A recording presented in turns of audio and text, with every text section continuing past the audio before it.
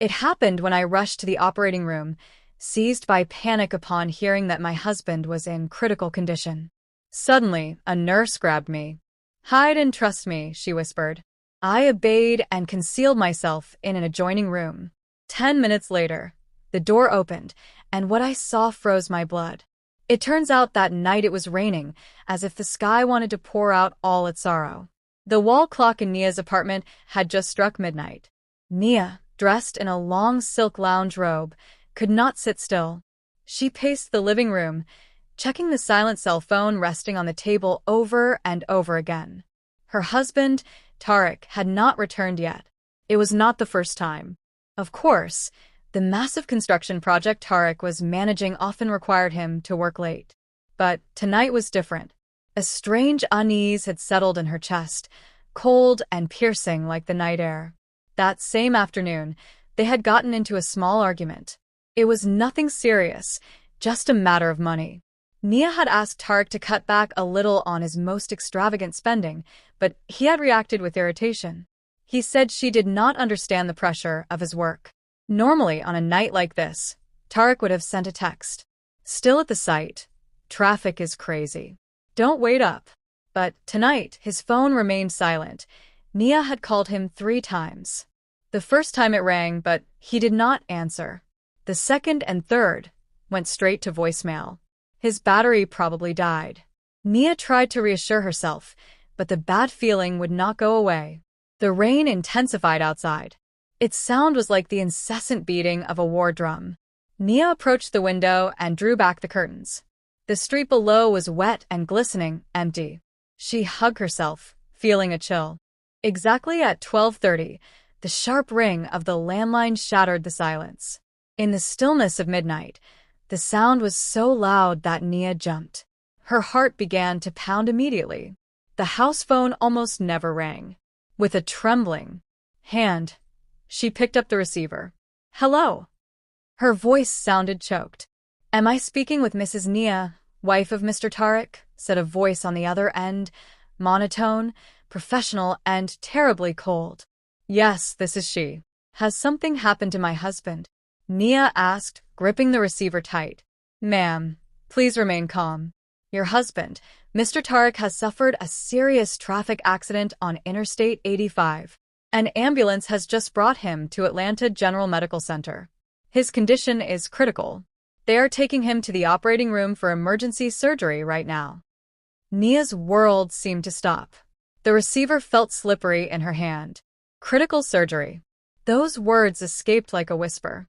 "Yes, ma'am. The director of our hospital, Dr. Alistair Vaughn, is going to lead the operation. It would be best if you came to the hospital immediately."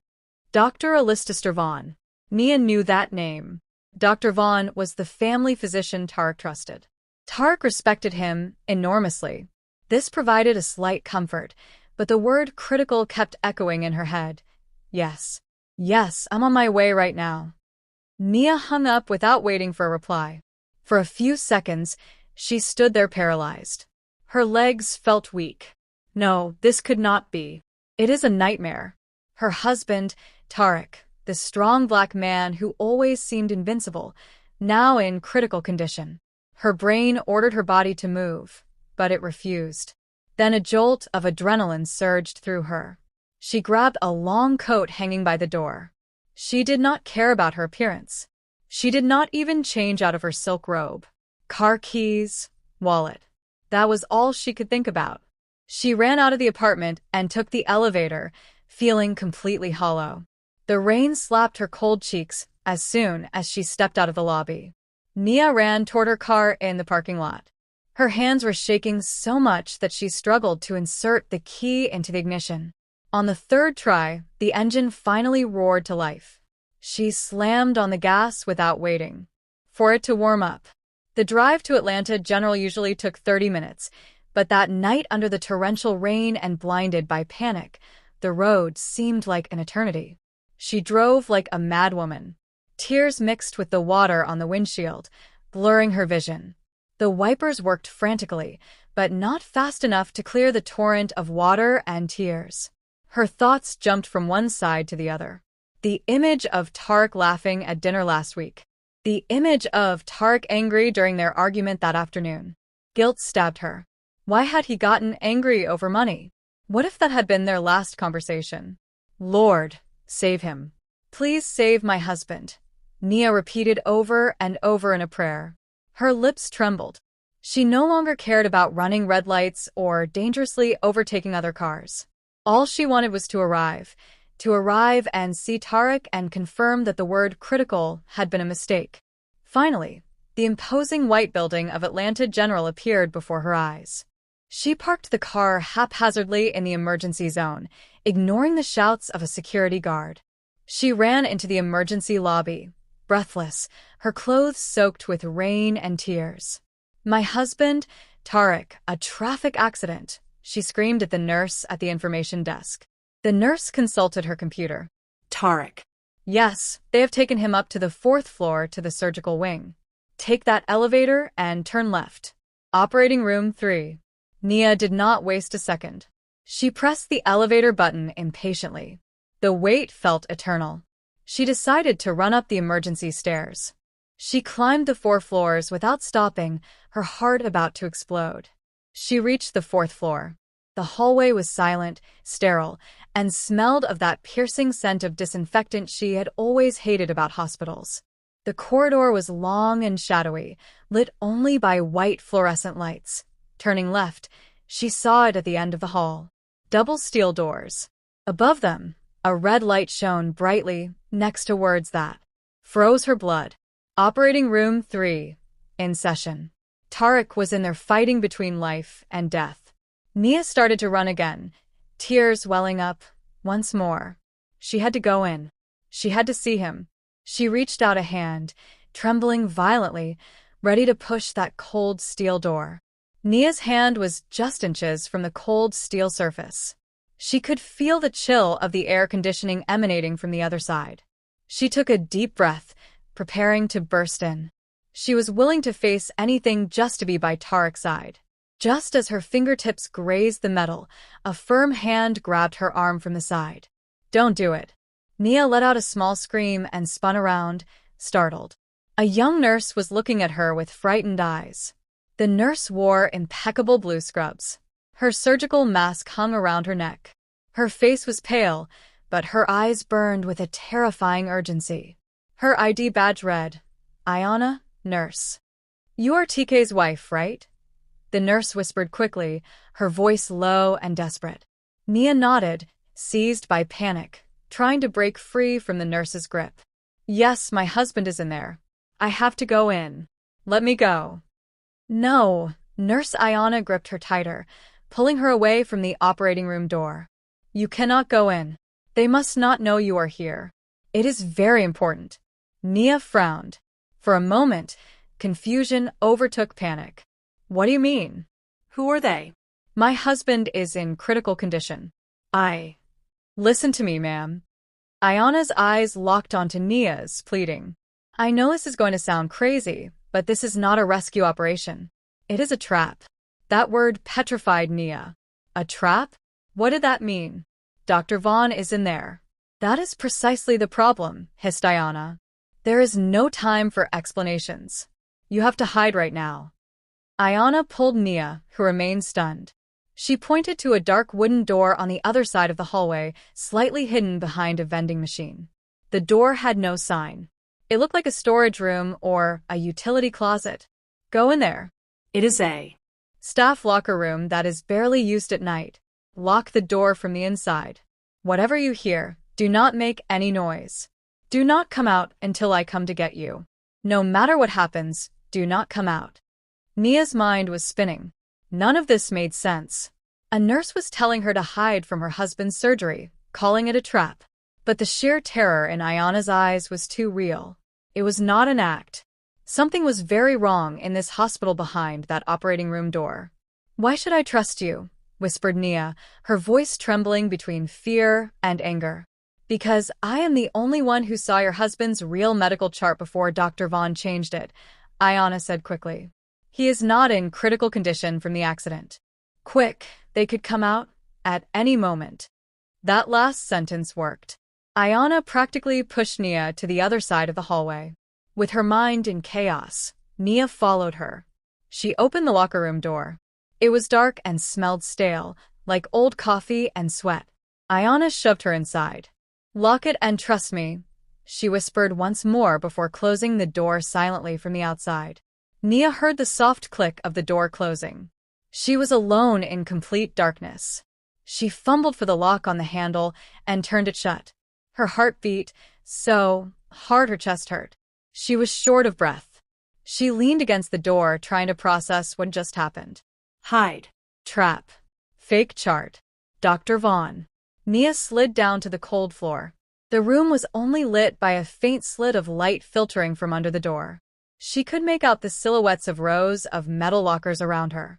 She hugged her knees, trying to stop the violent tremors shaking her body. What was happening? Was that nurse Ayana crazy? Or had she just saved her life? Her thoughts returned to Tarek. If he was not in critical condition, where was he? What were they doing in there, in that operating room? Nia crawled silently toward the door and pressed her ear against the wood. Silence. The hallway outside was deserted. She heard nothing but the thunderous beating of her own heart. She looked through the keyhole, but she could only see the wall of the hallway opposite. She checked the time on her cell phone, 1 a.m. Time seemed to crawl. Every second was like an hour. She was alone in the dark, listening to a terrifying silence. Her mind filled with the worst possible scenarios. What if Nurse Ayana had locked her in here, and Tarek really needed her? No, she had to trust her gut. And her gut told her that Ayana's eyes were sincere. She waited 1 minute, 2 minutes, straining her ears, catching every slight sound. Distant footsteps at the end of the hall, the hum of an ice machine, but nothing from operating room 3. 5 minutes. She was starting to feel suffocated. The room was stifling. She wanted to scream. She wanted to run out and break down that operating room door. 7 minutes. She prayed in her mind. No longer just for Tarek, but also for herself. She felt like a rat in a trap. 10 minutes. The 10 longest minutes of her life. Suddenly, she heard a crisp click from the other side. Not at her door, but in the hallway. Nia held her breath. She pressed her eye to the keyhole, but the angle was not right. She moved, looking for a crack in the door hinges. Through the narrow space between the door and the frame, she could see the red light above operating room 3 had turned off. The operation was over. Then Nia heard a soft hiss. The steel doors of the operating room were opening. The steel doors of the operating room opened with a silent hiss. In the stillness of the sterile hallway, the sound was like a glacier cracking. Nia held her breath, her entire body tense behind the dark locker room door. She kept her eyes fixed on the narrow slit between the door and the frame, her only window to a world that had just turned upside down. The first silhouette to emerge was Dr. Alistair Vaughn. He was still wearing his blue surgical scrubs, but he had already pulled his mask down to his neck. He did not look like a doctor who had just fought for the life of a critical patient. He did not look tired or stressed or sad. He looked relaxed with methodical movements. He was peeling off rubber gloves stained with what Nia now knew was fake blood. She felt the first wave of nausea. Then a second silhouette appeared. Nia expected a gurney. She expected a helpless body covered by a sheet. She expected the beep of a heart monitor. What she saw froze the blood in her veins. It was Tarek, her husband. Tarek was not lying down. He was not being pushed on a gurney. Tarek was walking. He walked out of the operating room on his own 2 feet. He was also wearing blue surgical scrubs as if he were part of the team and not the patient. He stretched, turning his neck from side to side as if he had been sitting for too long. He was healthy, strong, and completely unharmed. Nia covered her mouth with both hands. A whimper of despair almost escaped her throat. This was impossible. It was a hallucination. It had to be the effect of shock and panic, and then a third person came out, a woman. She was tall, slender, with long weaves flowing down her back, and under her doctor's coat, she wore an elegant evening dress. Nia recognized her instantly. Chanice, Tarek's personal assistant, the one who always looked at her with disdain at company events. Tarek had always told Nia that her jealousy was unfounded. Turned out Nia was not blind. She had simply been naive. The plan worked perfectly. Tarek's voice rang crisp in the silent hallway. It was deep and calm without the slightest tremor of pain. Nia felt as if she had been punched in the stomach. Dr. Vaughn chuckled as he tossed the gloves into a biohazard bin. Of course it worked. The emergency staff is on my side. The fake accident report is in the system. The fake ambulance did its job officially. Right now, Mr. Tarek has suffered severe internal bleeding. I am dying to see Nia's face, Cheney said with a voice that sounded like the hiss of a snake. She handed Tarek a bottle of water. I bet she is on her way. Crying a river, seized by panic. Poor idiot. Tarek laughed. He laughed. That laugh that once always reassured Nia now sounded like that of a demon. She will be completely devastated. She is so stupid. Nia bit into the palm of her hand. The physical pain was nothing compared to the pain in her heart. Not only had they betrayed her, they were mocking her. They had turned her into the punchline of their macabre plan. The important thing is that when she arrives, Dr. Vaughn intervened, his tone becoming serious again. We have to play our parts, Tarek. You have to go to the recovery room. Quick, lie down. We will hook up the 4 and the monitors. You have to look weak, but stable. Pushed up. I know, Tarek said, rolling his eyes. I am weak. But thanks to this great doctor, I survived. I will meet Nia in the waiting room, continued Dr. Vaughn. I will give her the good and the bad news. The operation was a success. The bleeding stopped. He paused dramatically. But, asked Cheney's, eyes shining with anticipation. But, said Dr. Vaughn, a slight smile drawing on his lips, I will tell her that during the surgery we found something else, a very dangerous blood clot near the liver. I will tell her that I need her signature for a second procedure tomorrow morning. A very urgent and high-risk internal cleaning procedure. Of course, added Tarek with a malicious smile. Exactly, nodded Dr. Vaughn. A procedure with a very high risk of complications with the anesthesia. If something were to happen to her on the operating table, it would be a pity, but we would have done everything possible. Nia finally understood. Everything clicked into place. The target was not Tarek. The accident was not real. It was all a setup for her. Her mind raced back. 3 weeks. Tarek had come home with a stack of papers for a new life insurance policy worth millions of dollars. Nia asked him why they needed a new one. He said it was to secure their retirement, their future. Nia remembered joking, "Why am I the one insured? It should be you with how dangerous your work on the sites is." Tarek simply laughed and said, "It's part of an investment package, baby. You just sign." And Nia, trusting as always, signed. She had just signed her own death warrant. And the argument that afternoon had not been about spending. Nia had complained that the premium for the new insurance was too expensive. She had asked Tarek to cancel it. No wonder he got so angry. Nia unknowingly was ruining his murder plan. And when she doesn't wake up from the operating table, Tarek's voice pulled her out of her horrifying thoughts. The insurance payout is millions of dollars. Can we leave this country and start a new life in Switzerland? Cheney's laughed and hung onto Tarek's arm. I have already booked the tickets to Zurich. The 3 of them, her husband, his mistress, and her family doctor. The 3 of them had planned her murder in such detail in the place that should be the safest in the world, a hospital. Nia's blood was no longer frozen. It began to boil. The fear that had paralyzed her was slowly transforming into something else, something cold, hard, and sharp. Fury. She watched the 3 of them walk calmly down the hall away from the operating room. They probably became silent again. Nia leaned against the door, her body shaking violently. But it was no longer from fear. She was shaking with pure rage. She was trapped alone in a dark, stifling locker room while her murderers were on the same floor waiting for her to fall into their trap. She had to get out of there. But how?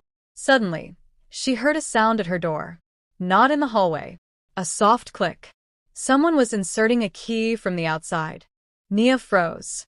Her heart stopped. Did they know she was here? Did Cheney's, Tarek, Dr. Vaughn realize someone was listening?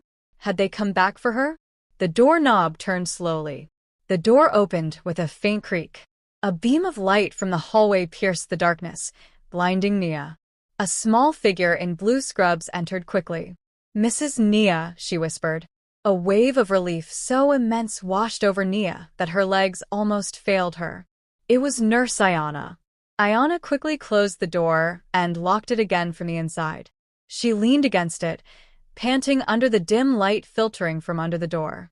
Her face was pale as a ghost. "Did you see them, ma'am?" asked Ayana, her voice trembling. Nia could not speak. She could only nod. Tears of rage and betrayal finally rolled down her cheeks. "Did you hear their conversation?" insisted Ayana. Nia nodded again. "Everything," she whispered hoarsely. "The insurance, the fake surgery, the plan they have for me tomorrow." Ayana closed her eyes for a moment, as if she felt the pain with her. "Lord have mercy. I suspected it, but to hear it." Why? "Why are you helping me?" Nia asked, looking at the young black nurse. "You are risking everything." Ayana sat on the floor next to Nia and took a deep breath. "I have been suspicious of Dr. Vaughn for a long time, ever since I was a rookie nurse in surgical administration." Nia listened, clinging to Ayana's arm as if it were the only anchor in her newly shattered world. "He is not a doctor," Ayana said quietly, staring at the lockers opposite. "He is a butcher. His specialty is accidents on the operating table. He looks for rich patients with big insurance policies or elderly patients without family. He schedules a simple surgery. Then during the operation there are complications, a fatal reaction to anesthesia.